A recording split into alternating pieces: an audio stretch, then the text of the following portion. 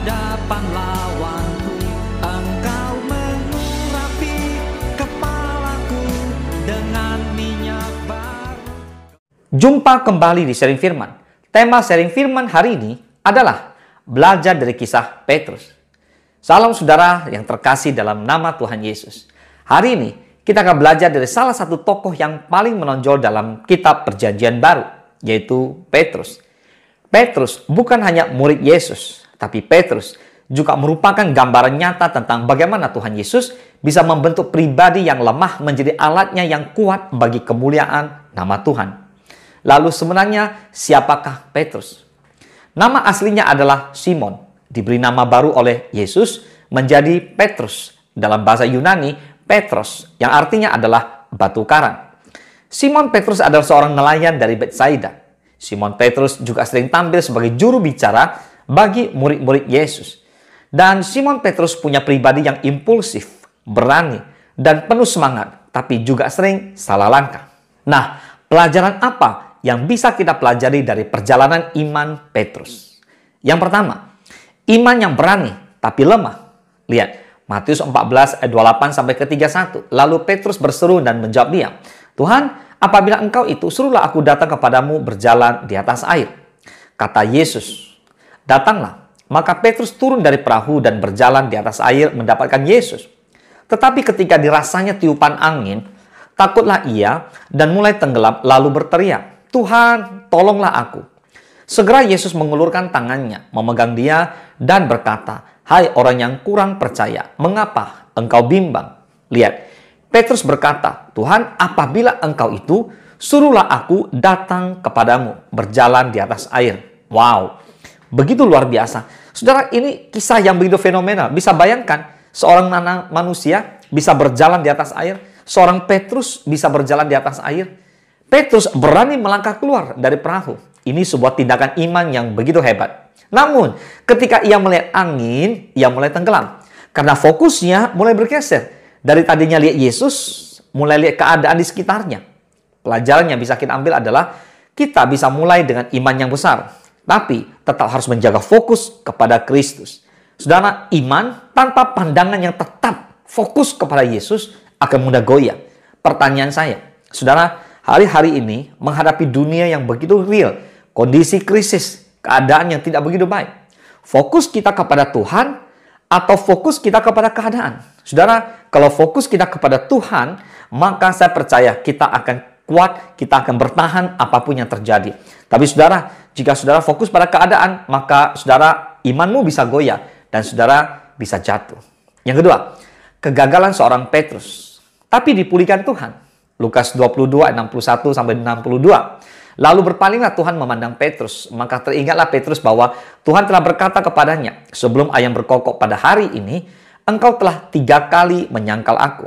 Lalu ia pergi keluar dan menangis dengan sedihnya. Petrus menyangkal Yesus 3 kali. Meskipun sebelumnya berkata siap mati bagi Yesus, namun Yesus tidak membuang Petrus. Setelah kebangkitan, Yesus memulihkan hatinya Petrus. Amin.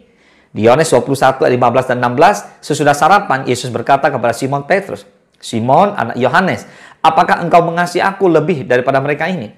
Jawab Petrus kepadanya, "Benar Tuhan, engkau tahu bahwa aku mengasihi engkau." Kata Yesus kepadanya, "Gembalakanlah domba-dombaku." Kata Yesus pula kepadanya untuk kedua kalinya, "Simon, anak Yohanes, apakah engkau mengasihi aku?" Jawab Petrus kepadanya, "Benar Tuhan, engkau tahu bahwa aku mengasihi engkau." Kata Yesus kepadanya, "Gembalakanlah domba-dombaku."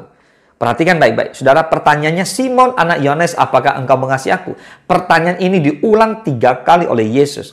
Saudara, sesuai dengan apa yang terjadi dengan 3 kali penyangkalan juga. Pelajaran yang bisa kita ambil adalah kegagalan bukan akhir dari segalanya. Di dalam Yesus Kristus selalu ada pemulihan. Katakan amin.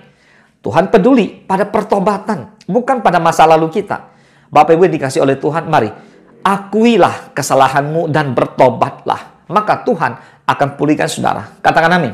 Dan yang ketiga, dipakai menjadi saksi yang kuat. Di Kisah Para Rasul 2:14 berkata, "Maka bangkitlah Petrus berdiri dengan ke-11 rasul itu, dan dengan suara nyaring ia berkata kepada mereka, 'Hai kamu orang Yahudi, dan kamu semua yang tinggal di Yerusalem, ketahuilah dan camkanlah perkataanku ini.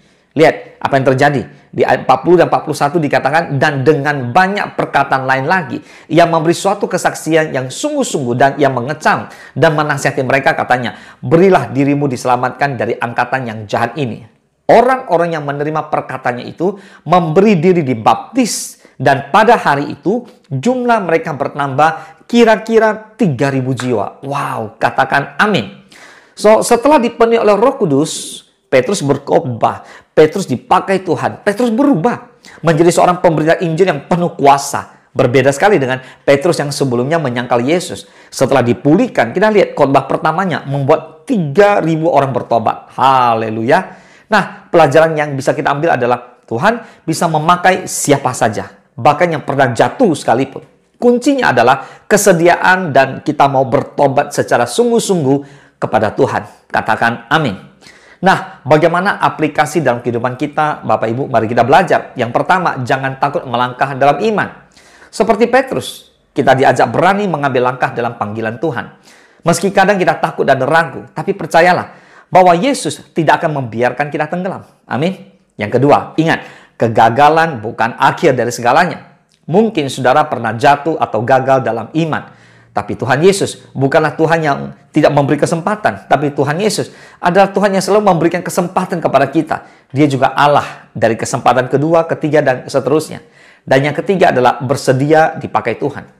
Petrus menjadi batu karang gereja bukan karena sempurna, tapi karena ia setia diproses, dibentuk, diubahkan. Kita pun bisa menjadi berkat besar bila kita bersedia dibentuk, diubahkan. Amin. Dipakai oleh Tuhan menjadi seseorang yang dahsyat. Semua karena kasih kemurahan Tuhan. Saudara, kisah Petrus adalah kisah kita semua. Ia adalah contoh nyata bahwa orang biasa bisa dipakai luar biasa oleh Tuhan. Orang yang gagal bisa dipulihkan dan diberikan misi baru. Iman yang kecil bisa bertumbuh menjadi iman yang mengubahkan dunia asal kita terus melekat kepada Kristus. Mari kita belajar seperti Petrus. Meskipun kadang kita lemah, ayo tetap melangkah dalam iman. Saudara yang pernah jatuh, bertobatlah dan minta Tuhan Yesus pulihkan hati kita yang pernah jatuh dan siap dibentuk menjadi pribadi yang Tuhan pakai untuk kemuliaan namanya. Katakan amin. Tuhan Yesus memberkati.